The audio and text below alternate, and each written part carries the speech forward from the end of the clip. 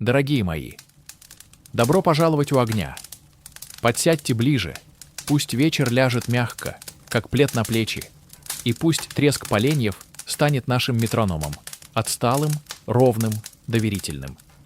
Сегодня у нас длинная история о доме, который читает своих гостей. Не спешишь. Дадим слова расправиться, как занавескам на легком ветру. И как всегда, если кто впервые, добро пожаловать в наш круг, подписывайтесь на «У камина с Северином». Здесь мы храним тихие истории, в которых главное — не громкие приключения, возвращение к себе. Я сначала дом был просто домом. Кирпич к кирпичу, старая известь на углах, шаги в прихожей, которые слышны только тем, кто давно знает этих половиц по именам. Он стоял в маленькой улочке с каштанами, которые по весне сбрасывали свечи прямо на подоконники. И под дождем выглядел так, точно надел свой лучший серый сюртук. За калиткой была тропинка, которая шуршала песком, а на крыльце круглый коврик конопляного цвета, где следовали все, кто когда-либо не решился сразу войти. Его таинственность не была о необычных дверях, секретных ходах и говорящих часах.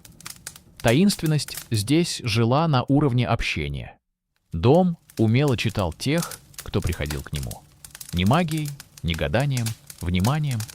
Он перечитывал походку, с которой человек ступал на первую ступеньку.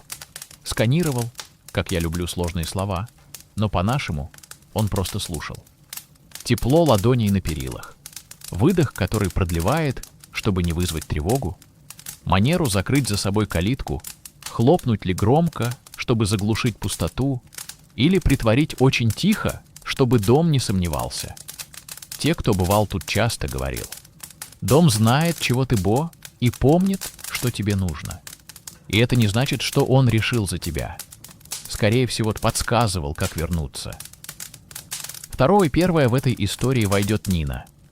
Она пришла поздней осенью, когда каштановые шапки уже полетели под ногами, и в подъездах зашуршал первый лист.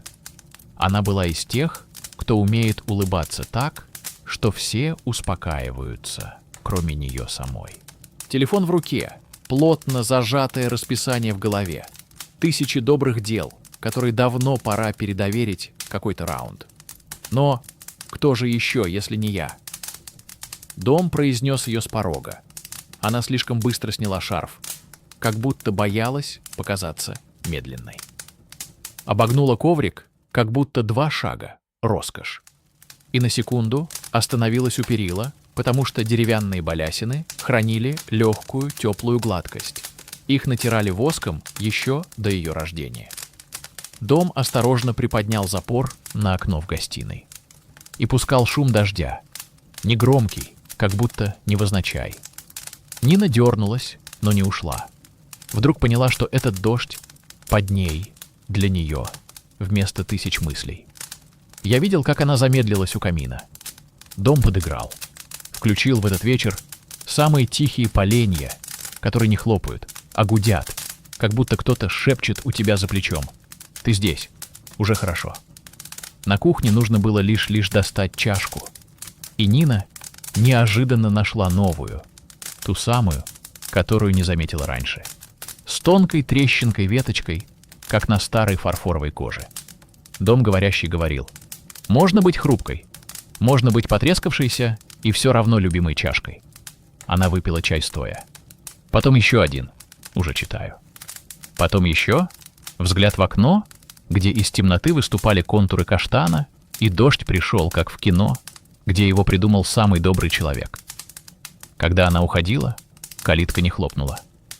Она прикрыла ее тихо и оглянулась. Не потому, что это нужно, а потому, что дом уже был своим. На пороге она оставила вздох. На тон ниже. Третий. Вторым был Лев. Он пришел с рюкзаком, обвешанным маршрутами, и нес в себе вечную дорогу. Все время уходил чуть позже. И каждый раз приходил чуть раньше. Дом читает в его миграции. Он умело слушает тех, кто живет между местами. Лев любил карты. Дом знал карты. На стене в проходной стояла старая, чуть выцветшая схема города, на которой черные точки означали, где когда-то смеялись, а синие — где когда-то было трудно. Когда лев провел по ней пальцем, дом слегка потянул шторы, подсказал свет. Маршрут восстанавливался сам, в том месте, куда нужно было не пройти, а держаться. Вы думаете, он водил его по музеям и редко? Ничуть. Они прошли мимо Блинной, где по воскресеньям запах гречки и масло, похожее на голос бабушки. Заглянули во дворик, где кошки устроили свой парламент на скамейке. Остановились у лавки, где старик чинил зоны, очень медленно и очень верно. Дом подсветил льву паузы, он же их никогда не видел. И в карте у льва загорелась новая точка. Где я, наконец, стоял, а не шел. Ночью дома устрою ветер в коридоре, чтобы шуршал только край ковра. Это был их секретный ритм. Так кто дома разговаривал с тем, не умеет спать. Он говорит: «Послушай, пока ты слушаешь, ты здесь». Лев уснул на диване, не раздеваясь. Редкость для людей поездов. Дом газового света постепенно. Не сжимайте и не дышите. К первой. 3 марта. Она принесла в дом тишину, натянутую как струна. У нее недавно кто-то ушел. Не просто ушел, а забрал с собой привычный способ держаться в мире. Дом не утешал ее слова. «Не думай, что наш дом сентиментален». Он просто чуть скрипнул дверью кладовой, чтобы Марта непременно обернулась, и показал ей коробку. Синие бока, лента, завяжите старый сургуча. Она не ее, но как будто всегда стояла на меня. Внутри было то, что в домах всегда где-то есть. Фотографии, 3 письма, несколько кусочков ткани, иголка с втянутой ниткой, забытый кем-то запах лаванды. Дом не подсовывал память. Он позволил ей на минуту не быть одной. Марта сидела прямо на полу. Дом согрел доски изнутри. Для каждого, кто садится на пол, он делает эту короткую работу. Она достала письма. Бумага шуршала, как листья каштана. Она не плакала. Один раз улыбнулась. Дважды погладила край фотографии и положила обратно, как положила в ящик любимую книгу, которую дочитали, но не закрыли. Дом не забрал у нее боль. Он дал ей полку, куда боль можно положить на ночь. Между встречами с существами были и я, зашедший на мгновение, и я, кто оставался неизменным, так что дом узнал носки по расправленным в их батареях пяткам. И всякий раз, когда он читал не как контролер, как библиотекарь, по загибам страниц. Кто-то перелистывает жизнь быстро, видно по рваным корешкам. Кто-то сгибает уголки, а потом расправляет, видно по белым следам надежды. Дом все это знал без слов, зато умело действуя жестами. С торопыгами он выставил на видном месте часы, которые выставляли на 3 минуты. Когда человек привык жить в отставании, 3 минуты — целая глава. С теми, кто боится сделать первый шаг, он так баловал ступеньку, что 3-я поднималась сама. Знаете этот эффект? Уже идешь, и вдруг ловишь себя на том, что идешь. С ничего не надо, он завязывал шнурки коврика чуть больше, чтобы споткнуться об уходе и все-таки присесть. Сты. Однажды дом прочитал человека, которого и сам человек себе не читал. Его звали Артем. Он любил говорить «все нормально», и этим словом прикрывал то, что хотела Света. Он вошел с шуткой, оставил на вешалке слишком легкую куртку. На улице было холодно. И хотя быстро пошел на кухню, как будто на кухне прячутся от прямых разговоров. Дом не обиделся. Он просто подсунул ему скатерть с маленьким пятном. Там кто-то проливал варенье когда-то. И к пятну приложил 2 чашки и блюдце. Странная композиция, подразумевающая несовершенство. Артем сел и начал какую-то теорию, веселая, пустяковая. Дом подыграл, пустил по трубе тихое бульканье, звук из тех, что носят в те времена, когда в доме у родителей шумят батареи. И ты понимаешь, дом горит. У таких звуков нет пафоса. Они честные. Артем умолк сам. Посмотрел пятно. Чуть тронул ногами его край. Дом не против. Он держит следы. И сказал: «Я не знаю, как просить, чтобы меня не оставляли». Это было не чудо. Это был жест, на который научился человек. Если дом умеет правильно ставить перед ним вещи.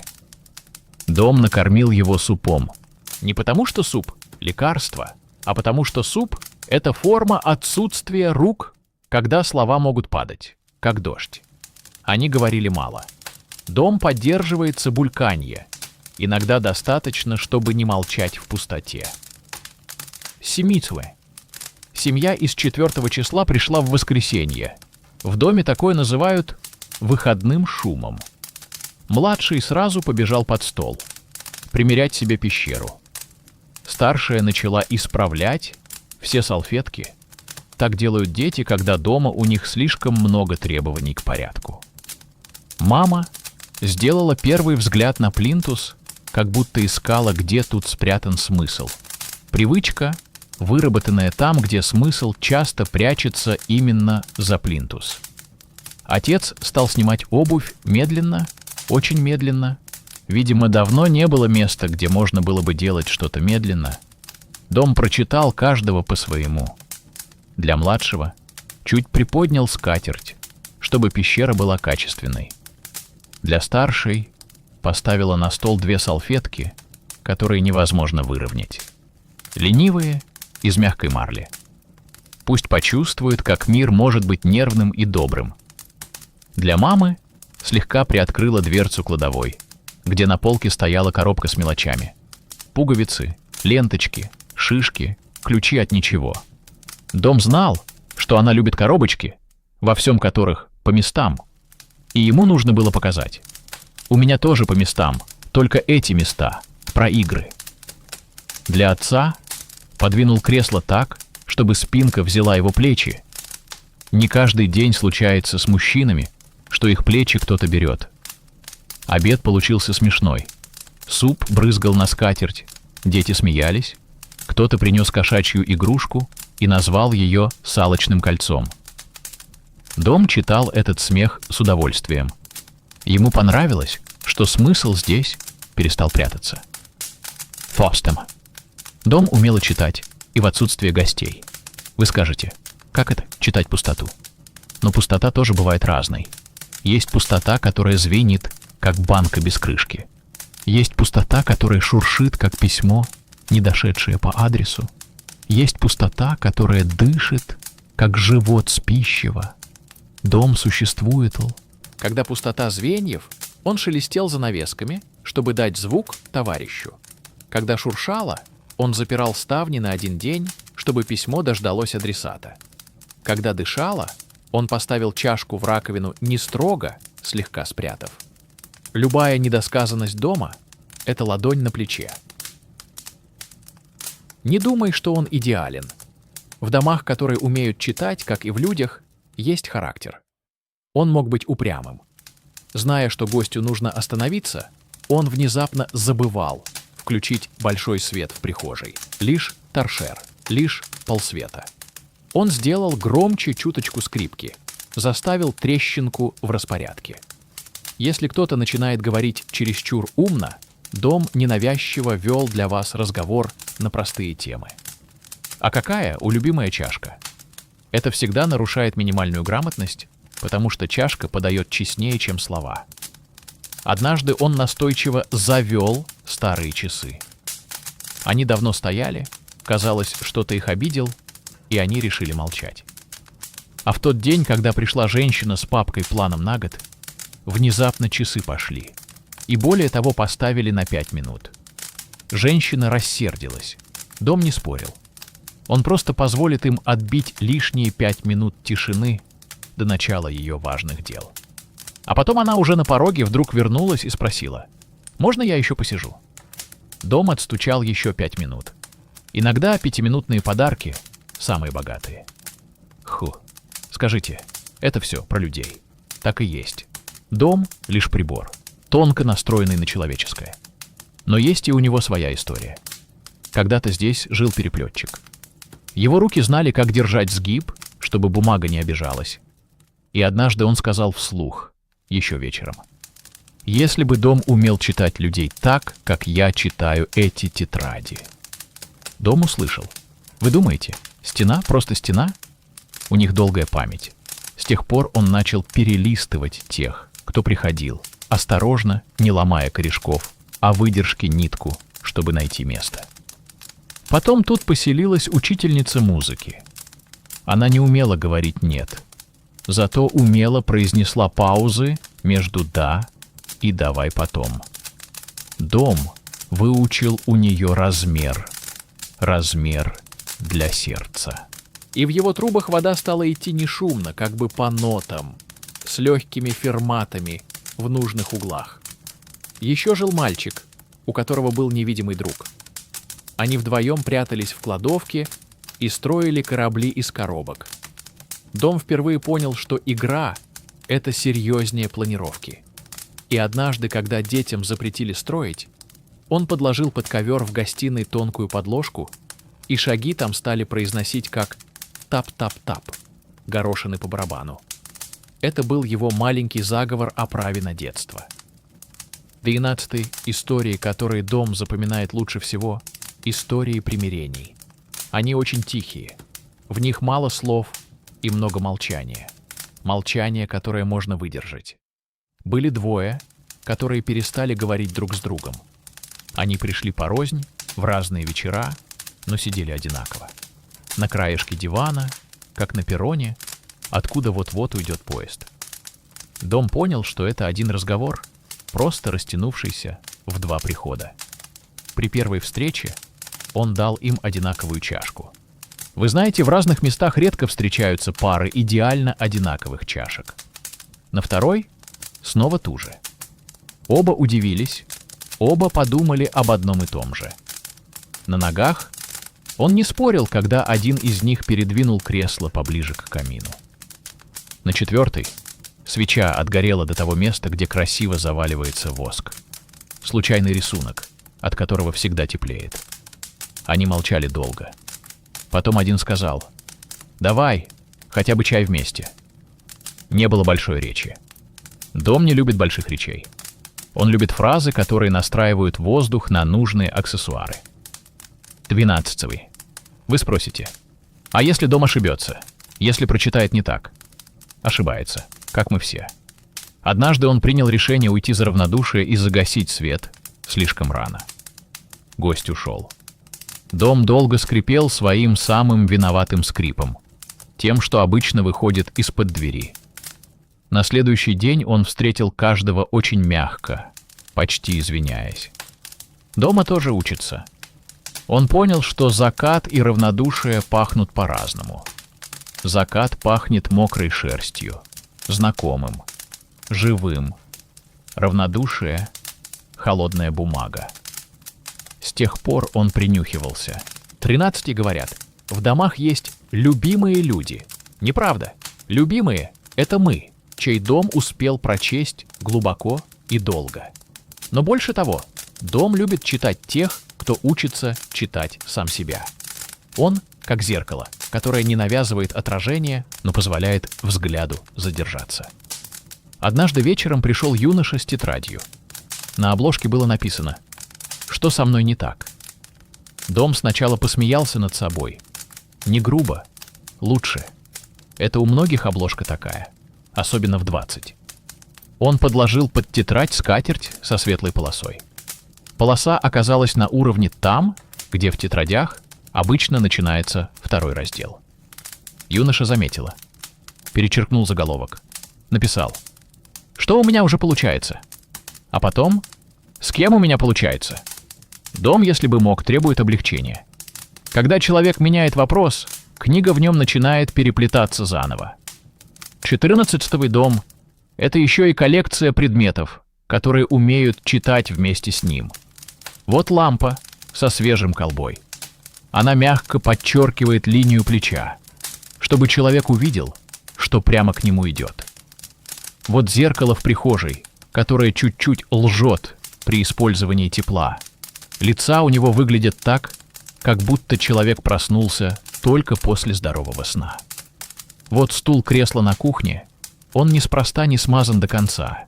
Иногда полезно слышать, как ты садишься, не падаешь, а садишься.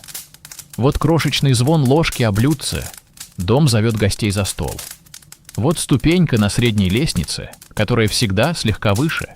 На ней неизбежно замедляешься и замечаешь окно с видом на каштан. Да, дом читает, но и гости читают дом. Это чтение двустороннее. 15. Иногда к дому приходили ночевать те, кто боится ночи.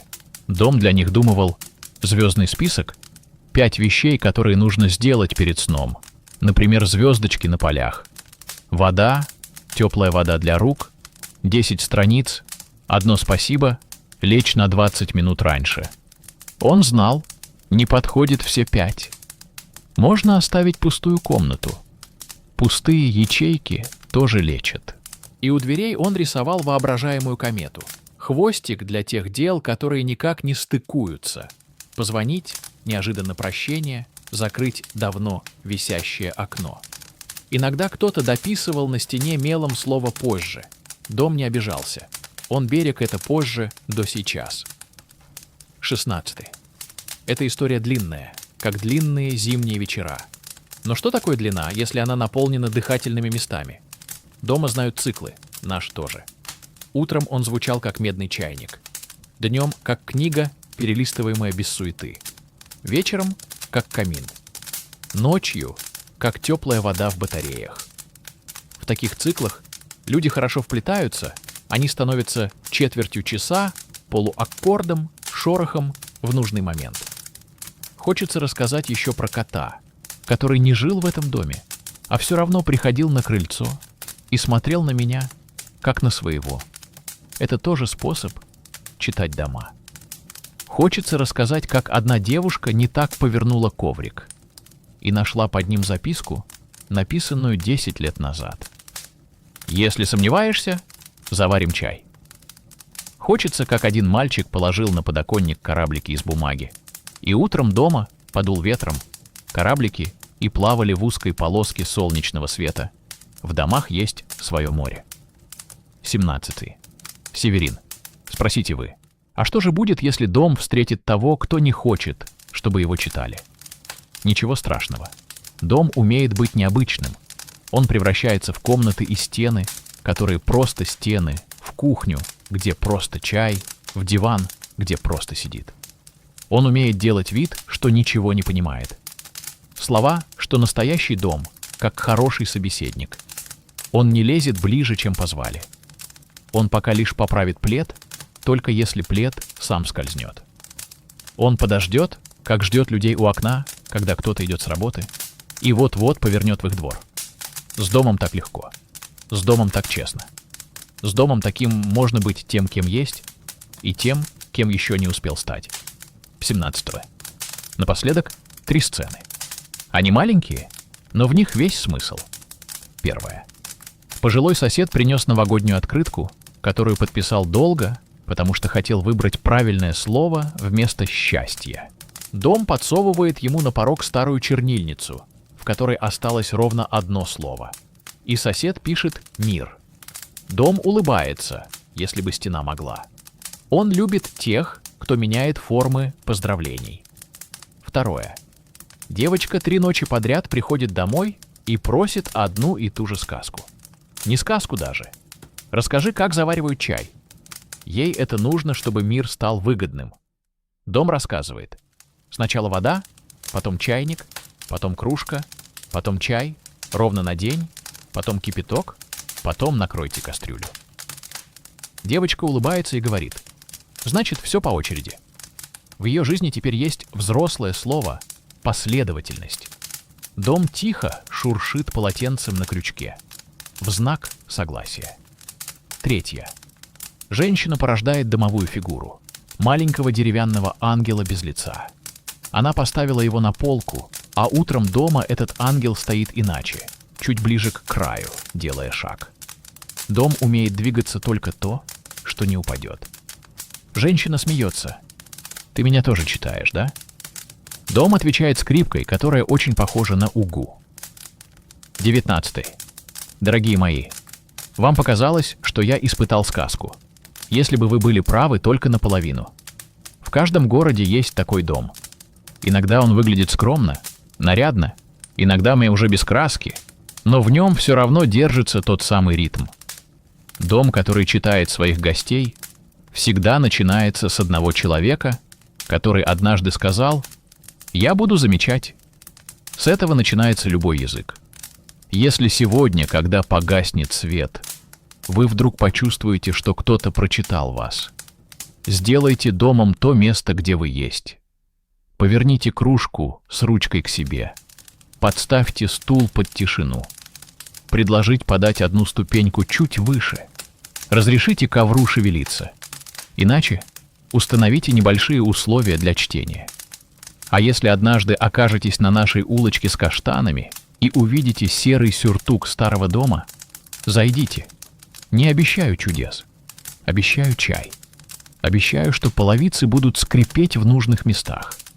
Обещаю, что дождь за окном будет не про грусть, а про дыхание. Подписывайтесь на наш огонь, приводите друзей, приносите свою историю, как дом читает вас и как вы научились читать себя. Я, Северин, всегда здесь, чтобы слушать, чтобы подсказать, когда слова нет, и чтобы вовремя молчать, когда молчание лечит лучше слов. Доброй ночи. Пусть ваш дом, даже если это сейчас одна комната и чашка, прочитает вас сегодня так, как вам нужно. И позвольте вам прочитать его в ответ. Это и есть чудо взаимного понимания, ради которого мы и зажигаем огонь.